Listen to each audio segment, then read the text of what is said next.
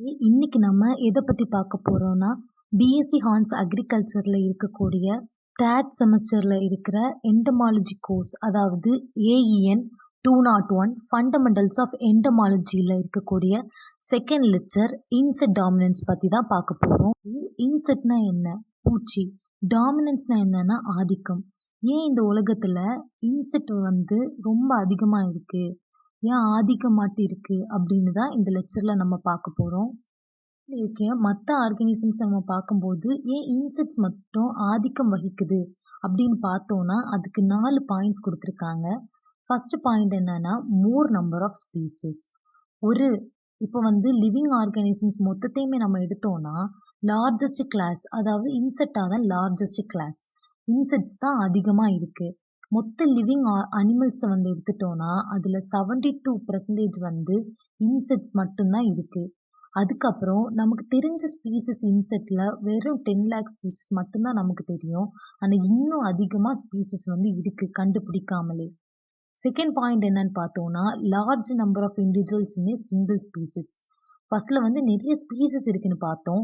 Second point என்னன்னா ஒரு ஸ்பீசிஸ்லேயே நிறைய இண்டிவிஜுவல்ஸ் இருக்கு அப்படின்னு சொல்லியிருக்காங்க. லோக்கஸ்ட் ஸ்வாம்த் அப்படின்னா லோக்கஸ்ட்னா வெட்டுக்கிளி. அந்த இனத்தை பார்த்தோம்னா 10⁻⁹ நம்பர் ஆஃப் இண்டிவிஜுவல்ஸ் இந்த ஒரு ஸ்பீசிஸ்ல மட்டுமே இருக்கு. மூணாவது பார்த்தோம்னா கிரேட் வெரைட்டி ஆஃப் ஹேபிடேட்ஸ். இதோட ஹேபிடேட்ஸ் பார்த்தோம்னா எந்த வேரிட் கண்டிஷன்ஸ், அதாவது ரொம்ப ஹாட்டாக இருந்தாலும் இதுங்க சர்வைவ் ஆகும், ரொம்ப கூலாக இருந்தாலும் இதுங்க சர்வைவ் ஆகும். அதான் கிரேட் வெரைட்டி ஆஃப் ஹேபிடேட்ஸ்.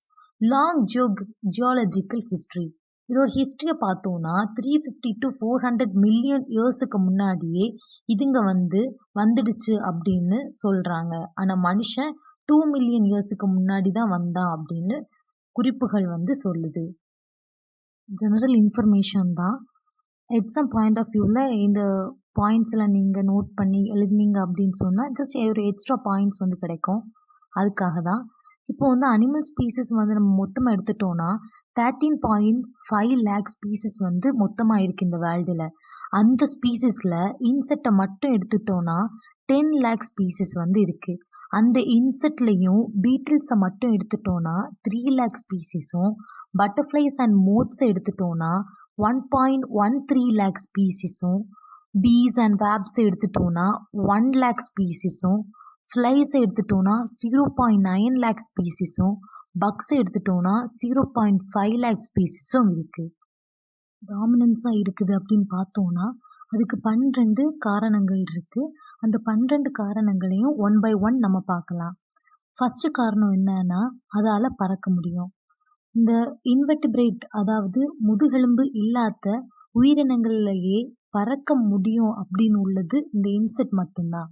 இந்த இன்செக்ட் பறக்கிறதுனால அதுக்கு என்னெல்லாம் நன்மைகள் இருக்குது அப்படின்னு பார்த்தோம்னா உணவை அதால் எடுக்க முடியுது.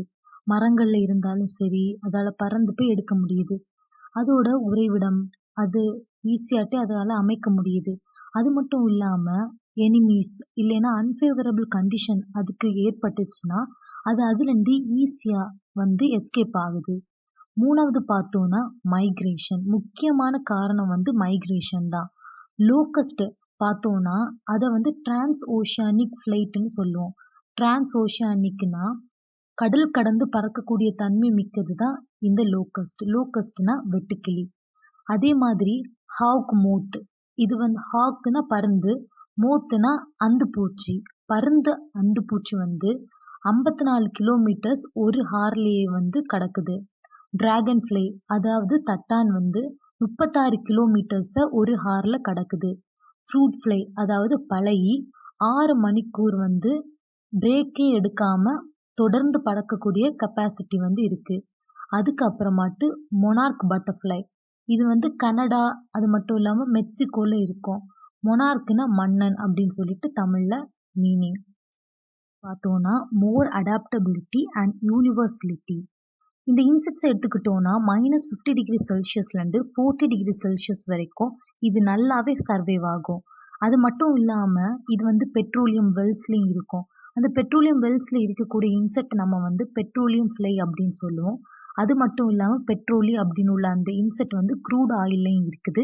எஃபிட்ரா ஃப்ளை அப்படின்னு உள்ள இன்செக்ட் வந்து சால்ட் லேக்லேயும் வந்து உயிர் வாழுது.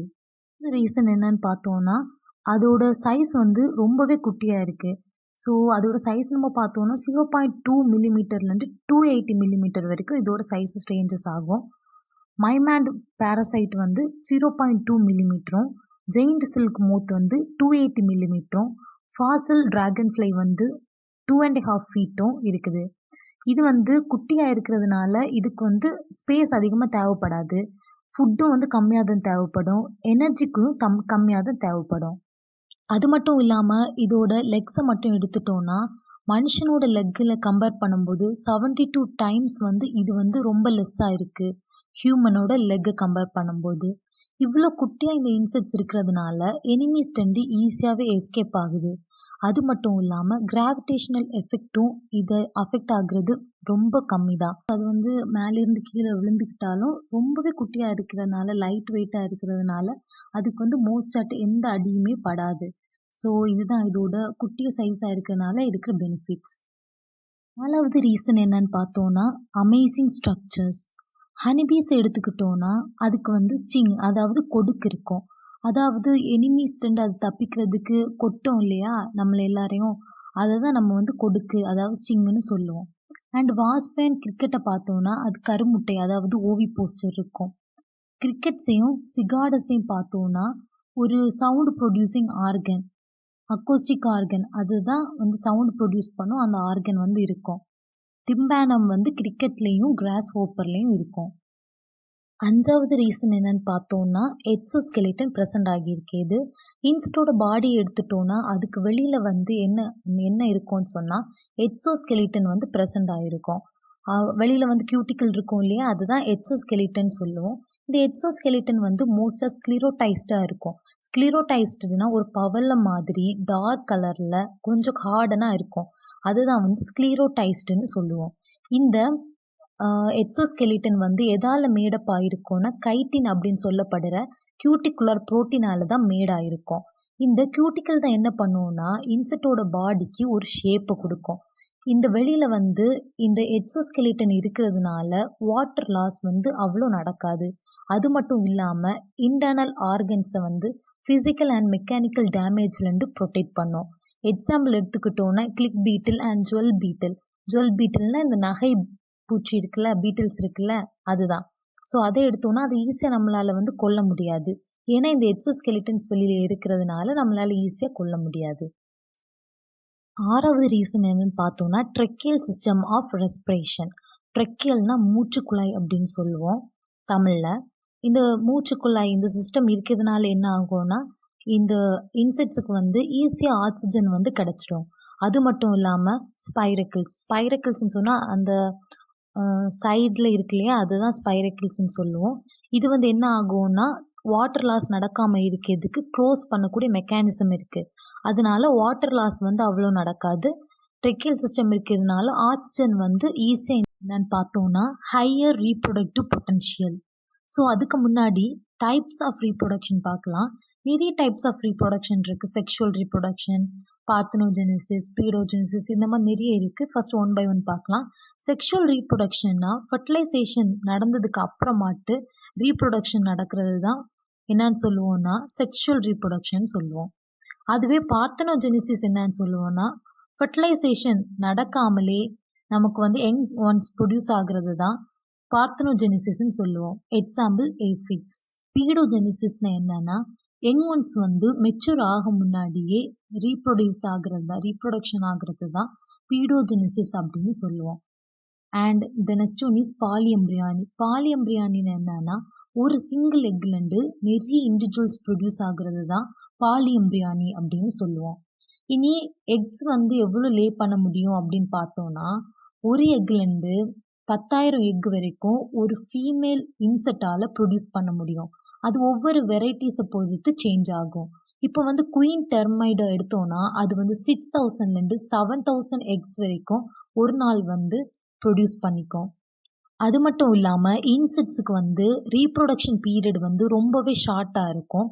கான் ஏஃபிட்ஸ் எடுத்தோன்னா அது வந்து 16 நிமிஷம் வந்து ஒரு ஃபீமேலே வந்து லே பண்ணும். பட் நம்ம வந்து அதோட அடல்ட்ஹுட் எவ்வளோ நாளத்தில் அச்சீவ் பண்ணோம்னா 16 டேஸ்லேயே அது வந்து அடல்ட் ஆகிடும். இந்த ரீசன் என்னன்னு பார்த்தோம்னா ப்ரெசன்ஸ் ஆஃப் கம்ப்ளீட் மெட்டமார்பிசிஸ்.